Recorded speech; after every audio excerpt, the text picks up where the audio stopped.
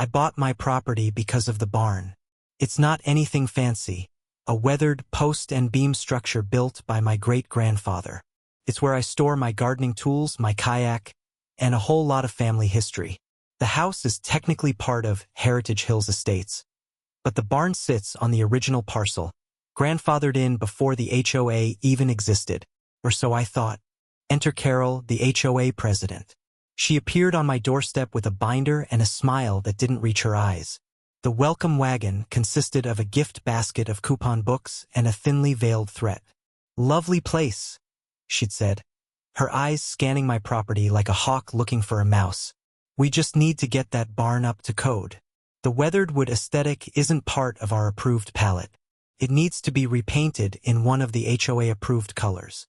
She handed me a swatch. It was a collection of the most soul-crushingly beige colors I'd ever seen, with names like Parchment Dream and Stone-Washed Complacency. I politely explained that the barn predated the HOA and was on my private property, not common ground. Her smile tightened. "We'll see about that, dear." A week later, the first notice arrived. It was, of course, on that premium cream-colored cardstock that seems to be standard issue for tyrannical HOAs. Notice of violation. Case #221B. Dear homeowner, *, the Architectural Review Committee has determined that the structure described as barn/shed is in violation of Community Bylaw, Section 9, Paragraph D, Exterior Finish Standards. The current state of the wood is deemed blighted and detrimental to the community's curated aesthetic of upscale, uniform elegance. You have 30 days to repaint the structure in an approved color. Failure to comply will result in a fine of $100 per day. Sincerely, the Heritage Hills Estates HOA Board. President, Carol Jenkins. Blighted. My barn had character. I sent a certified letter back, including a copy of the original property survey and the county records showing the barn's age. I thought that would be the end of it. It was not. It was the beginning. The violations started piling up like autumn leaves. Violation number 245. My trash cans were visible from the street on a non-collection day. I'd pulled them out an hour early. Violation number 258. My lawn was excessively biodiverse. I had clover and a few dandelions. Violation number 271. I had an unapproved flag flying. It was my university flag on game day. Carol was weaponizing the rulebook. I was calm, but I was done being polite. It was time to go from defense to offense. I bought a 3-inch binder. I started a section for every fine, every notice, every email. I took time-stamped photos of my perfectly acceptable lawn and my correctly stored trash cans. But most importantly, I began a deep dive into the HOA's own governing documents. I read the CC and RS until my eyes crossed. And that's when I started to find the cracks in Carol's perfect facade. The hypocrisy was breathtaking. Violation. Carol had installed a massive, non-regulation playset for her grandkids that was at least 2 feet taller than the 6-foot limit. Bylaw 8C. Violation. She consistently parked her husband's vintage, non-running Corvette on the street, which was a clear violation of the No Inoperable Vehicles rule. Bylaw 12A. The jackpot. I discovered a clause about financial transparency that required all expenditures over $500 to be pre-approved by the board and documented for the membership. I'd recently paid a $1,200 landscaping assessment for new flowers at the entrance. There were no board meeting minutes discussing it. Carol wasn't just a tyrant.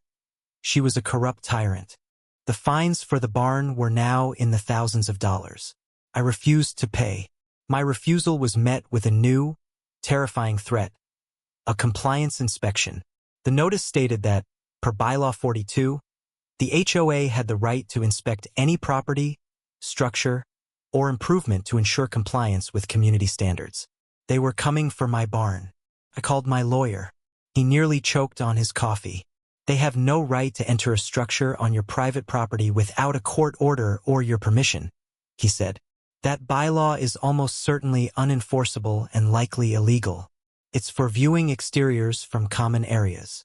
I emailed Carol and the board, citing my attorney's opinion and explicitly denying them permission to enter my barn or step onto the fenced portion of my property.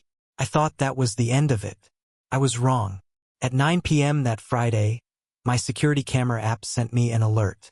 Motion detected at the barn. I pulled up the live feed. My blood ran cold. There was Carol, along with her hulking neighbor, Steve, who she'd appointed as the neighborhood patrol captain.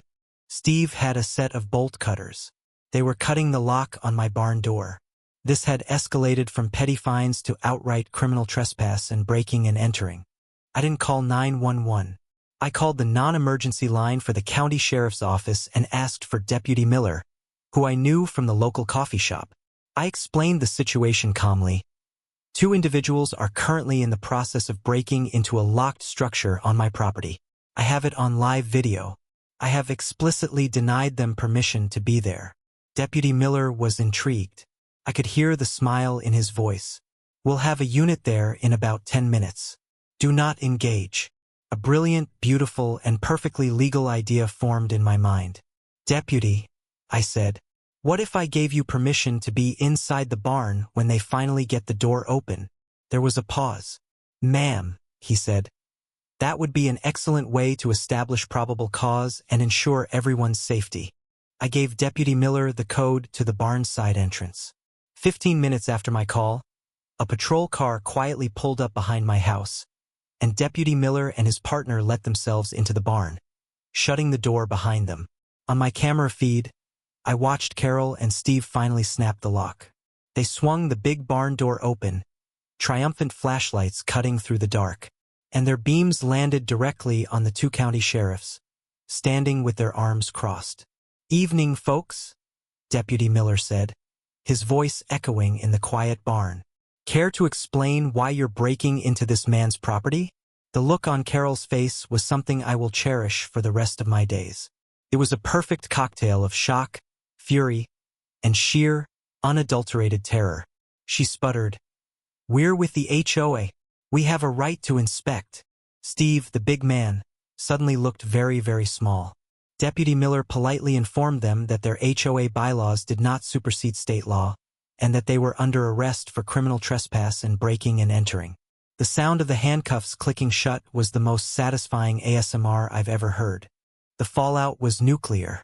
Carol and Steve were booked and released. The story, of course, spread through the neighborhood like wildfire. I didn't have to say a word. My video footage, which I may have anonymously shared in the neighborhood Facebook group, did all the talking. An emergency board meeting was called. The community room was packed. I brought my binder. Carol, trying to salvage her dignity, stood up and began sputtering about safety and community standards. I didn't interrupt. I let her hang herself. When she was done, I stood up, binder in hand. Carol is right, I began calmly. Standards are important, so let's talk about the standards she has set. I then went down my list, projecting the evidence for all to see. The illegal playset, the non-running Corvette, the questionable financials. The room was in an uproar. The coup was swift and bloodless. She was voted out as president before the meeting was even adjourned.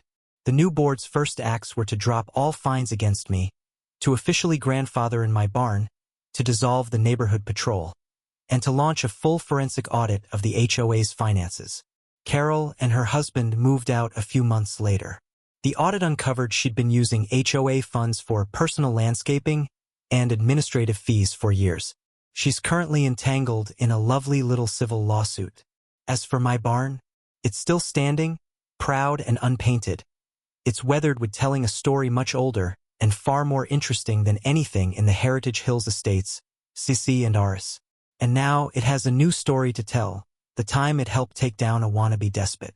So remember, folks, know your rights, document everything, and when an HOA Karen tries to break the law to enforce her own, sometimes the best thing you can do is just leave the door open for the sheriff.